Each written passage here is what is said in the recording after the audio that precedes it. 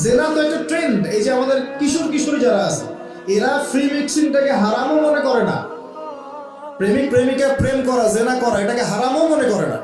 তারা মনে করে এটা অ্যাফেয়ার করা যায়। এই যুগটার কথাই নবীজি বলছেন সাল্লাল্লাহু আলাইহি ওয়াসাল্লাম। তিনি বলছেন একটা সময় আমার উম্মতের একটা অংশ, সবাই নয়, একটা অংশ মাদক দ্রব্যকে হালাল মনে করবে এবং মাদককে অন্য নাম দিয়ে খাবে। মাদক দ্রব্য নিয়ন্ত্রণ অধিদপ্তর হিমশিম খেয়ে যাচ্ছে মাদক দ্রব্য এই যে বিস্তারটাকে রোধ করতে। কত টাকা পয়সা প্রজেক্ট দেওয়া হচ্ছে দেখবেন, কিন্তু মাদক বাড়ছে। কে খাচ্ছে? মুসলিমরা খাচ্ছে, মুসলিম যুবক খাচ্ছে। আর একটু ধনির দুলাল হতে কোনো কথাই নাই। বিভিন্ন জায়গায় মাদক দ্রব্যের আড্ডাখানায় বসে রাত কাটাচ্ছে না? আপনাদের এখানে স্পা সেন্টার গুলো যেগুলো আছে, এগুলোর মধ্যেও দেখবেন জেনা হচ্ছে, জেনা হয়। একটা রিপোর্ট দেখবেন, পেপার পত্রিকা পড়েন, 92% ইয়াং এখন ইউথ জেনারেশন এরা পর্নোগ্রাফি দেখে এবং জেনার সাথে সম্পৃক্ততা প্রদর্শন করছে। ছোট ছোট বাচ্চা কাচ্চায় ক্লাস 8, 9, 10 পার হয় নাই, দেখবেন ওই সেক্সুয়াল সম্পর্ক করা শেষ অলরেডি। আপনি মনে করছেন যে আপনার ছেলেটা ছোট, মেয়েটা ছোট, অলরেডি 4-5 ঘাটের পানি খেয়ে চলে আসছে। অবস্থা ভালো না, কিন্তু অবস্থাটা কিন্তু ভালো না, নৈতিকতার অবক্ষয় হয়েছে কিন্তু। আর আমরা দেখেও না দেখার ভান করছি, শুনে না শোনার ভান করছি। ছোট ছেলে ছোট মেয়ে কি হবে? তো এগুলো যখন ছড়িয়ে যাবে, নবীজি বলছেন যখন এরকম অশ্লীলতা ছড়িয়ে পড়বে, তখন ওই ভালো মন্দ, আলেম জালেম সবাইকে আল্লাহ পাক ধ্বংস করে দেবে, আল্লাহ পাক হেফাজত করে নেন।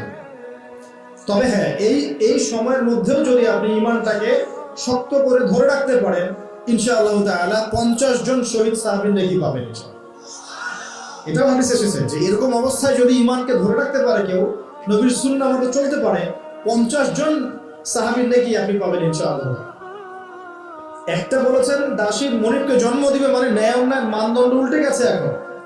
2 নম্বরটা খেয়াল করেন এই হাদিসে। 2 নম্বরটা হচ্ছে খুবই ইম্পর্টেন্ট, এটা চাক্ষুষ দেখা যায়। وأن ترى الحفاة العراة العالة رياء الشاي يتطاولون في البنيان। নবীজি বলেছেন সাল্লাল্লাহু আলাইহি ওয়াসাল্লাম, যখন তুমি দেখবে সমাজের খালি পায়ের স্যান্ডেল কেনার টাকা নাই, খালি গায়ের কাপড় কেনার টাকা নাই, রিয়া আশাই মানে মেষপালক, রাখাল শ্রেণীর মানুষ, এই শ্রেণীর মানুষ যখন ইয়াতাতাওয়ালুনা ফিল বুনিয়ান, উঁচু উঁচু কনস্ট্রাকটিভ বিল্ডিং নির্মাণের প্রতিযোগিতা করবে, ফান্তাজিরিস সাআহ, কিয়ামতের অপেক্ষা করতে। এই হাদিসটা বুঝতে আমার অনেক সময় লেগেছে। এখানে নবী সাল্লাল্লাহু আলাইহি ওয়াসাল্লাম কিন্তু সামর্থ্যবানদের কথা বলছেন না, যাদের বিল্ডিং করার সামর্থ্য আছে তাদের কথা বলছেন না। কিন্তু নবীজি বলছেন যাদের কোনো টাকা পয়সাই নাই, কাপড়ও নাই গায়ে, স্যান্ডেল নাই পায়ে, এই শ্রেণীর মানুষ উঁচু উঁচু বিল্ডিং নির্মাণের প্রতিযোগিতা করবে। এটা কি আমাদের বিগেস্ট আলামতগুলোর মধ্যে একটা। এখন আপনি একটু ওয়ার্ল্ডের দিকে তাকিয়ে দেখেন, আজকে থেকে 200 বছর আগে যাদের কোনো টাকা পয়সা ছিল না, এরা দেখেন বড় বড় বিল্ডিং নির্মাণ করছে মধ্যপ্রাচ্যে। দেখেন দেখেন ওই তেল আসার আগ পর্যন্ত আমাদের অটোম্যান খেলাফত চলে গেছে কত সালে? প্রথম বিশ্বযুদ্ধের সময়, 1914 থেকে 1924 এর মধ্যে। এই সময় অটোম্যান এম্পায়ার কলাপস করেছে। অটোম্যানদের সময় কিন্তু এসব তেলের খনিগুলো বের হয় না, হয়েছিল? হয় না। যই বের হয়েছে, যখনই বের হয়েছে, তারপর দেখবেন যারা মরুভূমির মানুষ ছিল এরা উঁচু উঁচু বিল্ডিং নির্মাণ করেছে, মেষপালক। এই ফ্লেভারটা ওয়ার্ল্ডের বিভিন্ন জায়গায় ছড়িয়ে পড়েছে, গ্রামে গঞ্জে শহরে বন্দরে। যাদের কোনো টাকা পয়সা নাই বিল্ডিং করছে। আর আমার প্রশ্ন করেন কিভাবে সম্ভব? কয়েকটি ভাবে সম্ভব। 1, যদি আপনার কাছে আল্লাহর কোনো গুপ্তধন চলে আসে সম্ভব। 2, যদি আপনি জোর জবরদস্তি করে অন্যের সম্পদ আত্মসাৎ করেন তাহলে সম্ভব। 3, সবচেয়ে বিগেস্ট কারণ, মেজর কারণ, সেটা হলো রিবা বা সুদের মধ্য দিয়ে সম্ভব। এটাই হচ্ছে মোস্ট ইম্পর্টেন্ট কারণ। তো দেখেন জীবনের শেষের দিকে গিয়ে নবী সাল্লাল্লাহু আলাইহি ওয়াসাল্লাম এখানে কিয়ামতের 2টো আলামত বলেছেন, তার মধ্যে বিল্ডিংস গুলো একটা। এখন আপনি যখন ঢাকা এয়ারপোর্ট থেকে ফ্লাই করবেন, আপনি বুঝতে পারবেন কেন আমি বলেছি ঢাকাতে সিটি অফ আখিরুজ জামান। বুঝতে পারবেন এখানে বাক্সে বাক্সে জীবন বন্দী হয়ে গেছে, প্রতিবেশীর খোঁজ নেওয়ার মানুষ নাই, পাশের ফ্ল্যাটে কাউকে জবাই করে দিলে কেউ দেখতে যাবে না, প্রতারণা, এভরিহোয়ার প্রতারণা, চিটিংস চলছে। এবং কেউ যদি সৎ থাকতে চায় তার জন্য এই শহরের টাকা খুব ডিফিকাল্ট, খুব ডিফিকাল্ট। তাই দেখা যায় অনেক সময় ধার্মিকরাও অনেক সময়, ধার্মিকদের একটা অংশ, সবার কথা বলছে না, ধার্মিকদের একটা অংশ ধর্মকে পুঁজি করেও এই শহরে চলার রাস্তা বের করে ফেলেছে। করে নাই? করছে। প্রিয় ভাইরা, তারপরেও সুসংবাদ কি, এরকম পরিবেশের থেকেও যদি আমরা কোরআন এবং সুন্নাহর উপর টিকে থাকতে পারি, আর টিকে থাকতে হলে মধ্যমপন্থী হলেই হয়, শৈথিলতাবাদী হবেন না, চরমপন্থী হবেন না, মাঝামাঝি থাকলেই হবে ইনশাআল্লাহ। আপনি 50 জন শহীদ সাহাবীর নেকি পাবেন ইনশাআল্লাহ। প্রিয় ভাইরা, কোরআন পড়ুন। আমি কোরআন একটা সূরাকে কেন্দ্র করে দেখে এসেছি। এবার আমি এখান থেকে নিয়ে আলোচনা শেষ করব, একটু মনোযোগ দিবেন, খালি খেয়াল করবেন।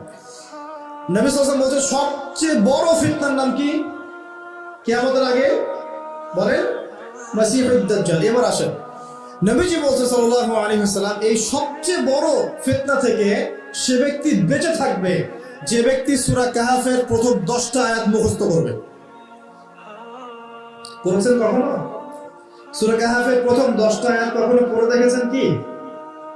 সুবহানাল্লাহ। কিভাবে মাসিহুদ দাজ্জালের ফিতনা থেকে বাঁচবেন? কোন কোন ক্ষেত্রে দেখা যায় কোরআনের কিছু কিছু আদেশ আমরা ঠিকই মেনে চলতে চাই, কিন্তু যে আদেশগুলো মানলে আমাদের দুনিয়াবি সমস্যা হয় সেগুলো মানতে চাই না। যেমন ধরেন, আমরা 5 ওয়াক্ত নামাজ সবাই স্বীকার করি, কেউ পড়ুক না পড়ুক মেনে নেয় যে হ্যাঁ নামাজ ফরজ পড়তে হয়, আমি পড়ছি না, খারাপ কাজ করছি। কিন্তু অনেক সময় দেখা যায় যে 5 ওয়াক্ত নামাজ পড়ার পরেও আমরা সুদ ছাড়তে পারছি না। এমন হয় না?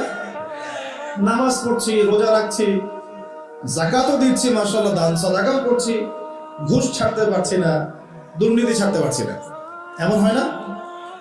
মোট কথা হচ্ছে যে কোরআনের যে অংশগুলো আমল করলে খুব একটা দুনিয়ার ক্ষতি নাই, সেগুলো আমল করতে আমাদের কোনো সমস্যা হয় না। হয় যে আমলগুলো করলে দুনিয়ার লস আছে সেগুলো আমরা করতে চাচ্ছি না। এটা কি প্রকৃত মুসলিমের পরিচয় হচ্ছে? সূরা নূরের কথা বলতে গিয়ে এখানে এসেছি। দেখুন, সূরা নূর মানে আলো।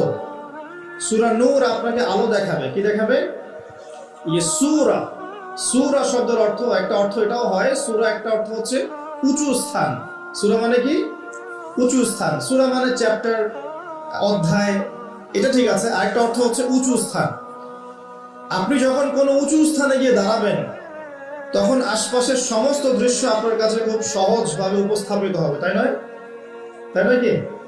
এখানে একটা পাহাড় আছে মনে করেন, আপনি পাহাড়ের উপর উঠে দাঁড়ালেন, এখন আপনি পুরো এলাকাটাকে দেখতে পারবেন না? কোথায় কি আছে না আছে দেখতে পারবেন না? ফ্লাই করেছেন না, এয়ারে যখন ফ্লাই করেছেন, যখন ঢাকা এয়ারপোর্ট থেকে এই যে আমরা টেক অফ করলাম, তখন যে নিচে শহরটাকে দেখা যায়, জি, তখন যে শহরটাকে দেখা যায়, টেক অফ করেছেন, শহরটাকে দেখা যায়, তো উপর থেকে শহরটাকে স্পষ্ট বোঝা যায় না? যে শহরগুলো কেমন বাক্সে বাক্সে বন্দি জীবনের মতো উঁচু উঁচু কনস্ট্রাকটিভ বিল্ডিংস এর পাহাড় গড়ে উঠেছে, তাই না? কখনো ফ্লাই করেন নাই? তো উঁচু স্থানে গেলে পরে কি হয়, নিচু স্থানের বিষয়গুলো চোখে পড়ে। সূরা মানে হচ্ছে উঁচু স্থান, যার চূড়ায় দাঁড়ালে আপনি ওই বিষয়টা সম্পর্কে একটা সম্যক ধারণা পাবেন। মনে করেন সূরা নিসা, সূরা নিসার চূড়ায় গিয়ে দাঁড়ালে আপনি মহিলাদের অধিকার সম্পর্কে জানতে পারবেন। আমার কথা কি বোঝা যায়? আচ্ছা, সূরাতুল তাওবা এর চূড়ায় গিয়ে দাঁড়ালে আপনি বুঝতে পারবেন যে রাসূল সাল্লাল্লাহু আলাইহি ওয়াসাল্লাম এবং সাহাবায়ে কেরাম রাদিয়াল্লাহু আনহুম কিভাবে কত সংগ্রাম করে দিনটাকে প্রতিষ্ঠা করেছে। আপনি সূরা আহজাবের চূড়ায় গিয়ে দাঁড়ান, দেখতে পারবেন যে পর্দা কাকে বলে, রাসূলের শান কাকে বলে, মুশরিকদের সাথে মুসলিমদের কনফ্লিক্ট কাকে বলে।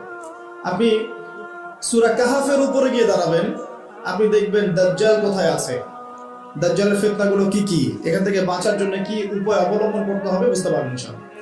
এভাবেই প্রত্যেকটা সূরা আপনাকে এক একটা গন্তব্য দিবে। তো সূরা নূর আপনাকে আলো দেখাবে। কি দেখাবে? আর এবং এই সূরার প্রথমেই গিয়ে দেখবেন আল্লাহ পাক বলছেন ব্যভিচার না করতে, জেনা না করতে। কি না করতে? স্টার্ট হয়েছে সূরাটা একদম সূরার শুরুতেই। সূরার শুরুটা এইভাবেই যে যদি কোনো অবিবাহিত ছেলে বা মেয়ে জেনা করে ফেলে, তাহলে তাদেরকে 100টা বেত্রাঘাত করবে এবং এই শাস্তি প্রদান করতে তোমাদের মনে যেন কোনো রকম মায়া মহব্বত তৈরি না হয়, এবং শাস্তিটা দিবে প্রকাশ্যে। এরপর তাদেরকে 1 বছরের জন্য নির্বাসিত করবে। সূরা নূরের 1 থেকে 2-3 আয়াত পড়ে দেখেন। আলোর সূরার শুরুতেই জেনার কথা কেন? কারণ অশ্লীলতা, বেহায়াপনা, জেনা, ব্যভিচার এগুলো মানুষের অন্তর থেকে আলোটা কেড়ে নেয়। কথা বুঝতে পারছেন?